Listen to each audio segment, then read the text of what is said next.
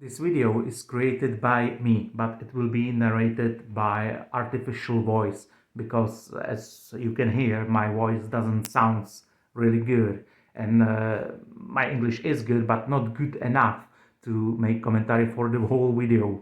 My pronunciation of many words in English is far from ideal.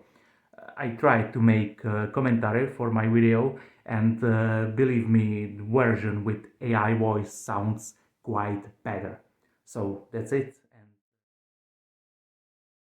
We associate the First World War mainly with the trenches, but that's only partially true. On the eastern and southern fronts, the war was much more dynamic and characterized by constant changes on the front. You might be interested to know that the original plans of the German Empire were very far from the reality of a long war and trenches.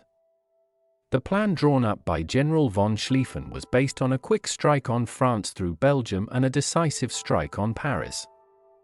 This would secure France and the Western Front. The German army could then move to the east, where it would be able to fight effectively against Tsarist Russia. But complications quickly began to arise in this plan. The Belgian army and the common population put up stronger resistance than the German leadership had expected, and significant delays arose in the plan, which was based especially on speed. With delays and complications, the German army fought its way near Paris, but there their luck ran out. The French pushed the German army back at the Battle of the Mon River in September 1914, and both sides began to build trenches and fortifications to hold their positions. The rapid advance into France via Belgium was also a good excuse for Britain to join the war against its growing German rival. The Western Front was thus transformed into a brutal and prolonged trench war. Italy broke away from the Central Powers and, after diplomatic negotiations, decided to join the war on the side of Britain and France. Italy's decision is often described as betrayal or a calculated switch of sides in the conflict, but this is not entirely true. Germany, Austria, and Italy had bilateral defense agreements with each other. So, the defense agreements were only valid if one of these countries was attacked.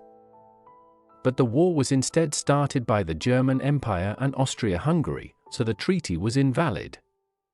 It is true that the conflict was also desired by France to revenge defeat and loss of territory in 1871 in war with German countries, which led to unification of German Empire. Still, the Italian approach can hardly be considered as betrayal. In the east, the Tsarist army mobilized surprisingly quickly and made a large attack into the eastern regions of Germany and Austria-Hungary. The Austrian army was unable to counter the Russia effectively, and Germany was forced to move many of its resources to the Eastern Front. Although the German army was quite successful in fighting the Russian Empire, the war on two fronts was draining their resources and manpower. In addition to this, the effective blockade of German ports by the British Navy was causing a shortage of materials and food for German industry and population. The war grew ever larger, new countries were joined and brutality increased.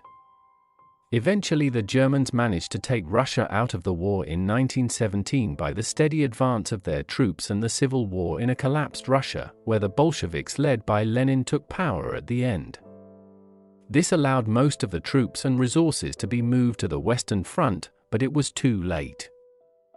The Central Powers did not have prepared capacities for such a big and long conflict, and, unlike the Western countries, they did not manage to create them during war. What was planned as a quick, dynamic war to strengthen Germany's position became the long and most brutal conflict of its time.